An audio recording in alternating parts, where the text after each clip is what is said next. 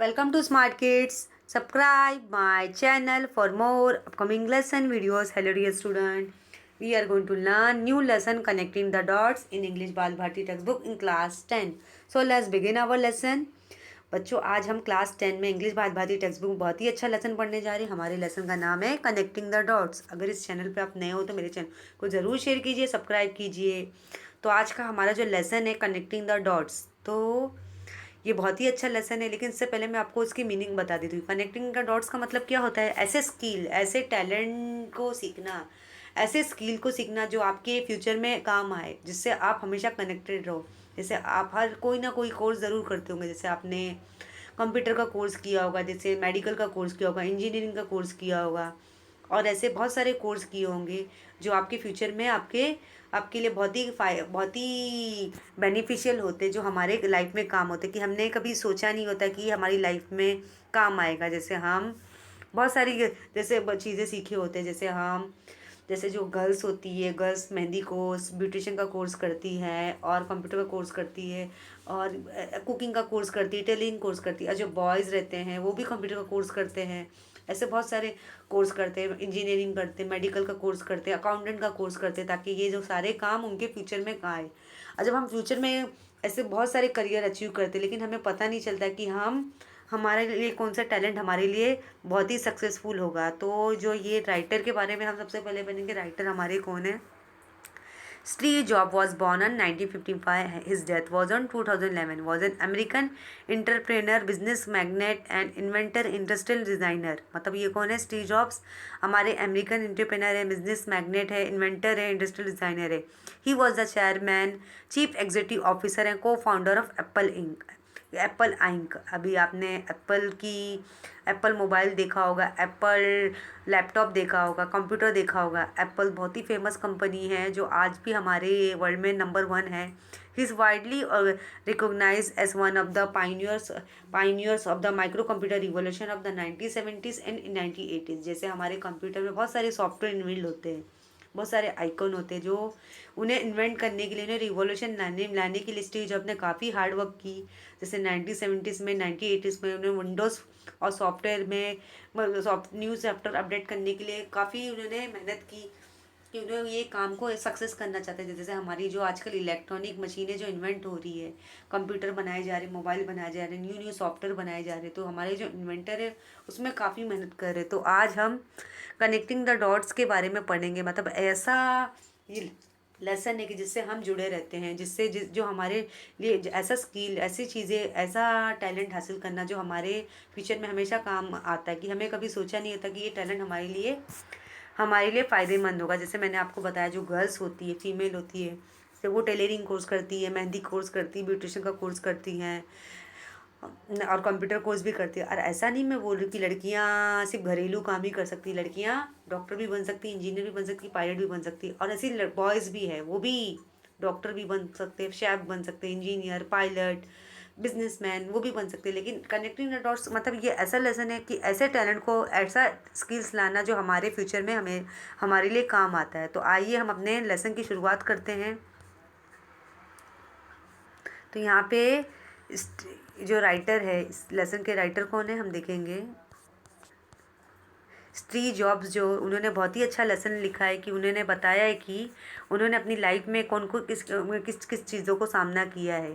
तो Steve jobs जो मैंने आपको बताया वो इन्वेंटर है। उन्होंने मतलब वो एप्पल आइन के वो को फाउंडर है। मतलब उन्होंने न्यू मतलब सॉफ्टवेयर इन्वेंट करना चाहते थे और अपने कंप्यूटर में लाना चाहते थे। तो आज वो उनके स्टीव जॉब्स के बारे में पढ़ेंगे कि उन्होंने क्या क्या किया। Today I want to tell you three story from today I want to tell you three story from my life। ये कौन बोल रहा है? Steve jobs. That is it, just three story। The first story is about connecting the dots। अभी यहाँ पे जो है हमारे हम यहाँ पे जो ये हैं स्टीव जॉब्स, जो इस लेसन के राइटर है कनेक्टिंग द डॉट्स के, उन्होंने मतलब मैंने आपको क्या बताया कि ये अमेरिकन एंटरप्रेन्योर है, बिजनेसमैन है और इन्वेंटर है। वो एप्पल आइन के को फाउंडर है। मतलब वो चाहते थे कि मैं एक न्यू सॉफ्टवेयर अपडेट करूँ, अपने माई कंप्यूटर पे लाऊं, ताकि हमारी जो मशीनरी चीज़ें हैं जैसे लैपटॉप हो गया, मोबाइल आ गया, वो अच्छी तरह से वर्क कर सकें। तो उनकी ज़िंदगी के बारे में हम पढ़ेंगे कि वो क्या कहना चाहते हैं।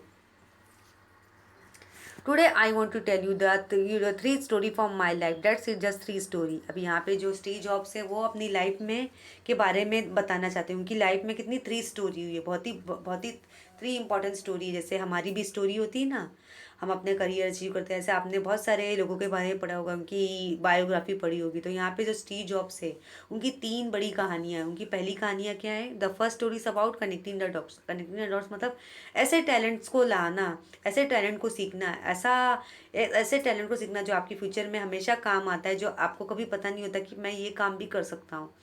आई drop out of the Reed College after the first 6 month. अभी यहाँ पे ड्रॉप आउट का मतलब रीड कॉलेज। अभी यहाँ पे स्टीव जॉब मतलब रीड कॉलेज से निकाले चले गए थे, मतलब 6 महीने बाद वो मतलब निकाले गए थे। But then stay around as drop in for another 18 month before I really quit. अभी यहाँ पे ड्रॉप इन का मतलब क्या होता है, visitor.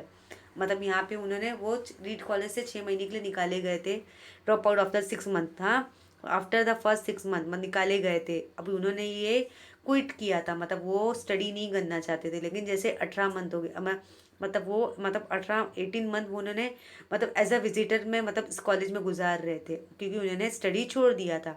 Looking back it was one of the best decision I have ever made. मतलब उन्हें ऐसा लगता है कि मेरे लिए सही फैसला था।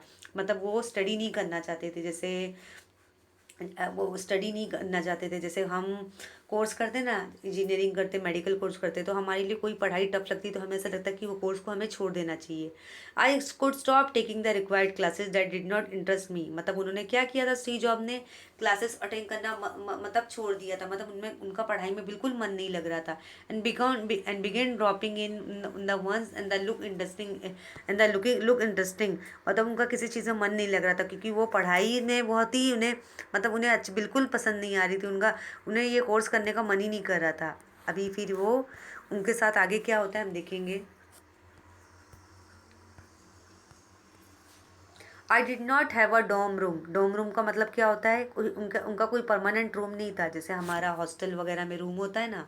सो I slept on the floors in friends room. अभी यहाँ पे अभी उनके पास कोई रूम नहीं था, जैसे हमारे हॉस्टल में रूम होते तो वहाँ पे देखो 2-3 बेड होते, उसमें बोलते ना 5-6 बच्चे उसमें उसी में रहते हैं, वहीं पे अपना स्टडी करते हैं, पढ़ाई करते हैं, फिर अपने पूरा वहीं पे करते। तो यहाँ पे स्टीव जॉब क्या करते थे, जब उनके पास कोई रूम नहीं था तो वो ज़मीन पे सोते थे। मतलब जो भी उनके दोस्तों का कमरा था ज़मीन पे सोते थे। I return Coke bottles for the 5 cent deposit to buy food with I would walk 7 miles across town every Sunday night to get one good meal a week at the Hare Krishna temple. अभी यहाँ पे Steve jobs क्या करते थे, वो जैसे यहाँ पे जो बच्चे रहते थे, हॉस्टल के बच्चे रहते थे, वो कोल्ड ड्रिंक्स तो पीते थे, लेकिन वो बॉटल्स जो जमा होती थी उसे कितने में बेचते थे, 5 cent डिपॉजिट में। उन्हीं पैसे से वो खाने का सामान लाते थे। मतलब वो 7 माइल तक हर संडे चल के जाते थे रात में, और अपने लिए अच्छा सा खाना हफ्ते में लेते थे हरे कृष्णा टेम्पल के पास से। I love it much of what I stumble into following my curiosity and intuition and. अभी यहाँ पे सेंड का मतलब क्या होता है, coin with 100 of the US dollar. अभी I love it and much of what I stumble into following my curiosity. Intuition turned out to the priceless later on. Here is the one example. Reed College offer perhaps to best calligraphy instruction in the country. Because I had to take calligraphy class, I learned about serif and sans serif typefaces about what make great typography great. अभी typography का मतलब क्या होता है, the appearance of printed matter. अभी यहाँ पे जब उन्होंने वो कॉलेज से क्विट कर दिया था, कॉलेज को छोड़ दिया था, मतलब वो हॉस्टल कॉलेज के रूम में रहने लगे थे। और वहाँ की जो बॉटल्स रहती थी, जो कोक की बॉटल्स रहती थी, उसे 5 cent में बेच देते थे, मतलब बेचते थे। और उसी पैसे का क्या मतलब खाना खाते थे, एक अच्छा सा खाना हरे कृष्णा टेम्पल के पास खाते थे। मतलब उनको समझ में नहीं आता कि मैं हो सकता है ये मेरे लिए सही होगा। फिर वहाँ पर उन्होंने कैलीग्राफी क्लास ज्वाइन कर ली। मतलब कैलीग्राफी क्लास होती है ना, जो राइटिंग प्रैक्टिस होती है, जिससे हमारी जो हैंड राइटिंग है काफ़ी अच्छी हो जाती है। मतलब ये उन्होंने सीख लिया था। उन्हें नहीं पता था कि ये हो सकता है ये टैलेंट मेरे आगे फ्यूचर में काम आए। उन्हें तो जैसे हम भी लाइफ में कुछ कोर्स करते हैं, कंप्यूटर कोर्स करते हैं, और हम टाइपिंग का कोर्स करते हैं, अकाउंटिंग का कोर्स करते हैं, इंजीनियरिंग करते हैं, मेडिकल करते हैं, तो हमारे पास ऐसे स्किल्स आ जाते हैं स्किल्स डेवलप हो जाते हैं, क्योंकि हमें पता ही नहीं होता कि ये हमारे फ्यूचर में काम आएगा। तो हमें कभी सोचा नहीं होता कि ये काम भी हमें हमारे फ्यूचर में आ सकता है। 10 years later when we are designing the first Macintosh computer, it all came back to me. We had designed it all into the Mac का मतलब क्या था, मैक्ट्रॉनिक्स कंप्यूटर। जैसे हम 10 साल पहले मतलब हम कंप्यूटर बना रहे थे, तो देखो कंप्यूटर बनाते हो तो उसके अंदर सॉफ्टवेयर भी डाले जाते हैं, बहुत सारे आइकन्स डाले जाते हैं, अपडेट किए जाते हैं, ताकि हमारे लिए वो अच्छी तरह से वर्क कर सके। If I had never drop in that 100 course in college, the Mac would have never had multiple typefaces or for the matter even professionally space fonts। अभी यहाँ पे वो क्या बोल रहे हैं, अगर मैं कॉलेज से ड्रॉप आउट नहीं किया जाता तो हो सकता है कि मैं ज़्यादा कुछ सीख लेता जो मेरे फ्यूचर में हमेशा काम आता। And since Windows just copy make it's likely no personal computer would have them. फिर ऐसा क्या हुआ, जो विंडोज़ की कॉपी हमने बना ली, हमने क्या बना ली, कॉपी बना ली, ताकि वो हम दूसरे कंप्यूटर में भी अपडेट कर सकें। It's likely no personal computer would have make them, मतलब ये ऐसा कंप्यूटर था जो मतलब सारे सॉफ्टवेयर को कॉपी कर रहा था, लेकिन बाकी से किसी पर्सनल कंप्यूटर में ये काम अपडेट नहीं हो पाया था। Of course it was impossible to connect the dot looking forward.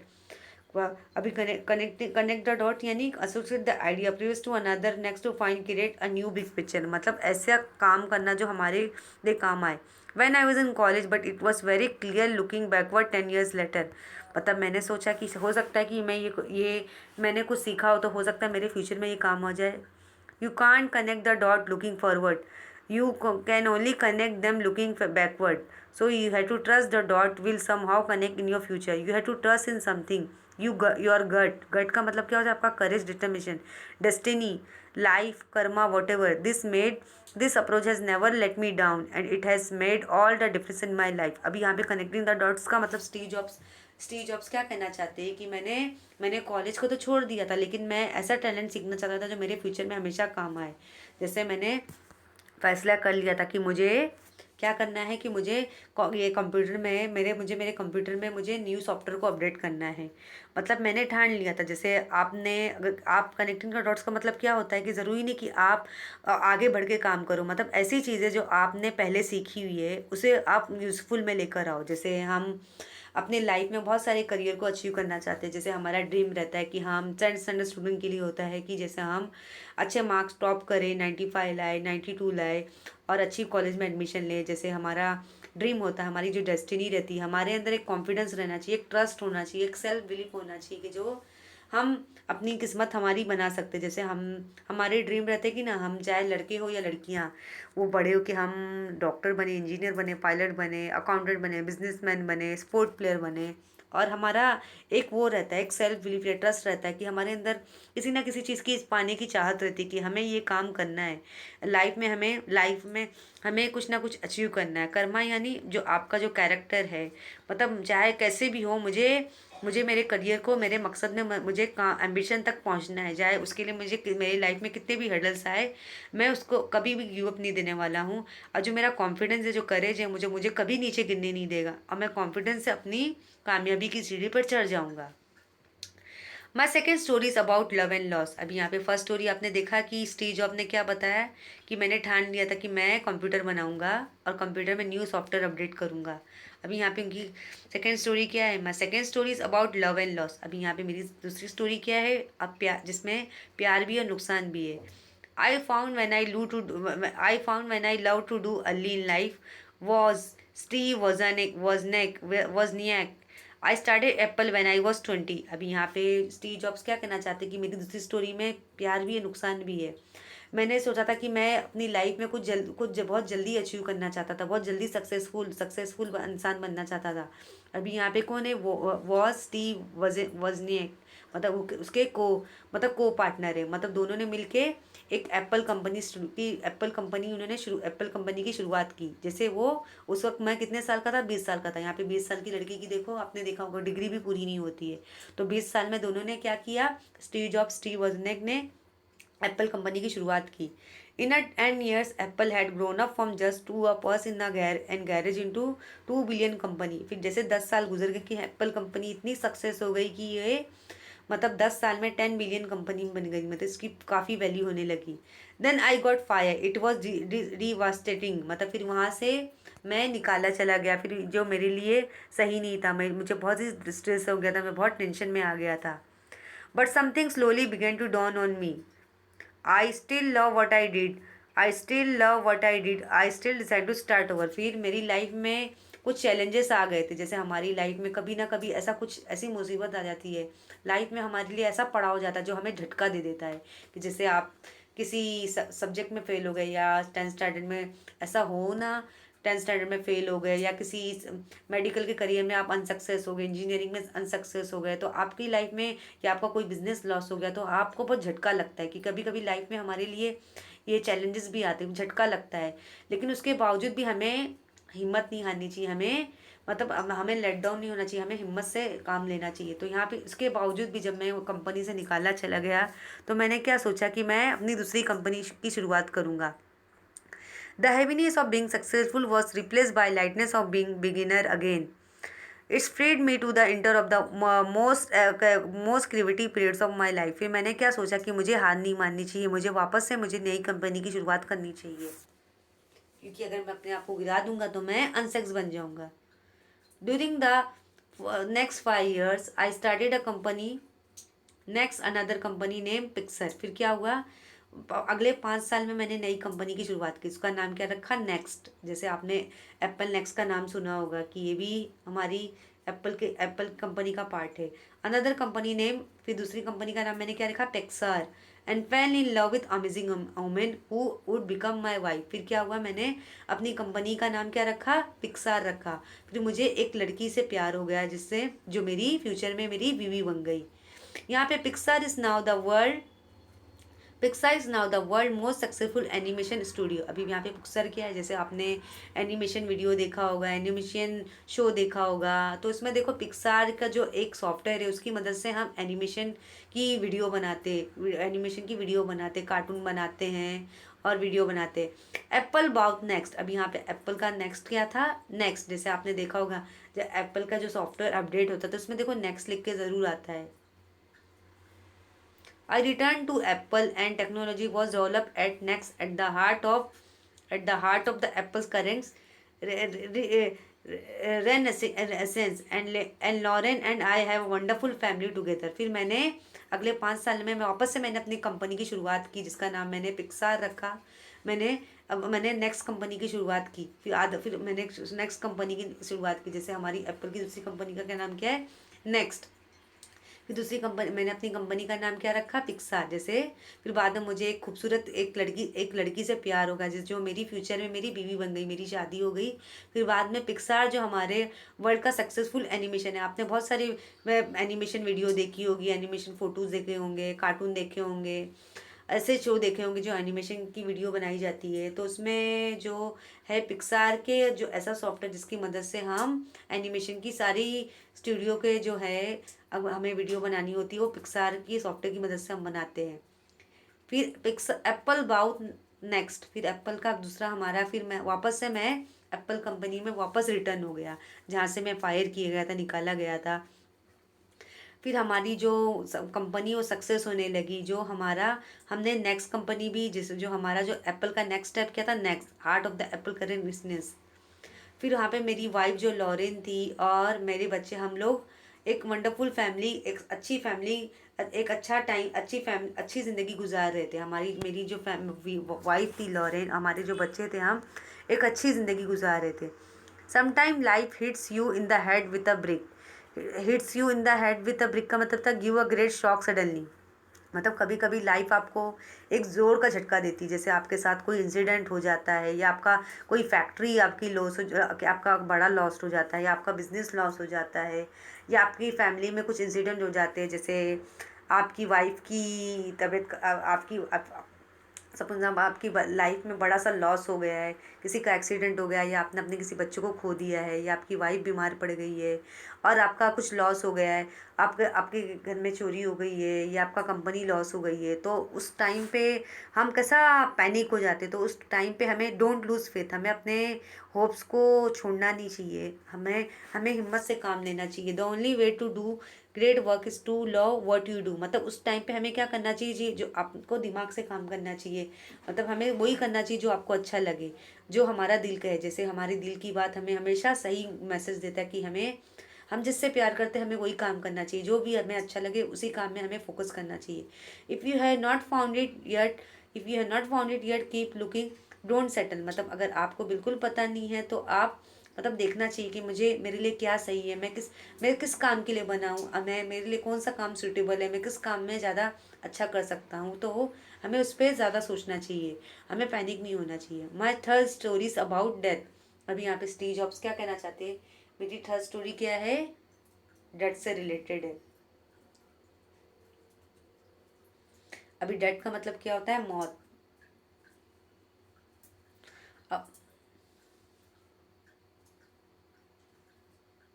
About a year ago I was diagnose with cancer, अभी यहाँ पे स्टीव जॉब्स क्या कहते हैं कि मेरी थर्ड स्टोरी में मेरी मौत से रिलेटेड कुछ बताया है कि मेरी डेथ कब होगी, मतलब ऐसे साल गुजर गए तो मुझे कैंसर हो गया, जैसे स्टीव जॉब को क्या हो गया, कैंसर हो गया। My doctor advise me to go home and get my affairs in order which is doctor's code for prepare to die. I live with that diagnosis all day. Later that evening, I had a biopsy, and it turned out to be very rare form pancreatic cancer that is curable and with surgery. I had the surgery. I am fine now. अभी यहाँ पे कुछ साल हो गए कि मुझे cancer की बीमारी हो गई। हाँ, डॉक्टर ने मुझे क्या मशवरा दिया कि तुम घर में ही रहो, अब तुम अपना काम छोड़ दो, तुम जितना भी हो सको अपना सारे काम की तैयारी कर दो, क्योंकि तुम मरने के लिए तैयार हो गए। तुम्हें जो भी अपनी प्रॉपर्टी जिसके नाम दे करनी है कर दो, और तुम जितने भी दिन बचे तुम अपनी फैमिली के साथ गुजारो। फिर मैंने उस टाइम पे क्या किया, मैंने अपना बायोप्सी का टेस्ट करवाया, अपना सारी रिपोर्ट करवाई और सर्जरी भी की, और अभी मैं अच्छा फील कर रहा हूँ। that was the closest I have been that was the closest I have been to facing death, and I hope it's all the closest I get for a few more decades having lived through. I can now say this to you, your time is limited, so don't waste it living someone else's life। अभी यहाँ पे वो Steve jobs क्या कहना चाहते कि जब doctor ने मुझे एडवाइस दे दिया कि तुम्हारे तुम्हें कैंसर बीमारी होगी, तुम्हारे पास बहुत ही कम समय है, अगर तुम अपने कम समय में जीना चाहते हो तो अपनी फैमिली के साथ गुजारो, और जो भी प्रॉपर्टीज़ वगैरह जिसके अपने बच्चों के नाम या अपनी बीवी अपने फैमिली मेम्बर्स के नाम रखना चाहते हो तो कर दो, लेकिन ये तुम्हारे जो प्रीशियस टाइम है तुम्हारे लिए बहुत ही वैल्यूएबल है, जिसको तुम खो नहीं सकते, कि ये टाइम तुम्हारे लिए काफ़ी वैल्यूएबल है। Don't tap by dogma, dogma का मतलब क्या था, बिलीफ, और set to believe by group organization which are others are expected to expect without argument, मतलब तुम किसी से मतलब बहस मत करो, किसी से वो मत करो, which is living with result of others people thinking, मतलब किसी की दुनिया में टांग मत लड़ाओ कि कौन क्या कर रहा है, तुम्हारे पास जितना भी लिमिटेड समय है तुम अपने अपने अपने अपना अच्छा टाइम गुजारो अपने फैमिली के साथ, अपनी वाइफ के साथ, अपने बच्चों के साथ। Don't let the noise of others opinion drown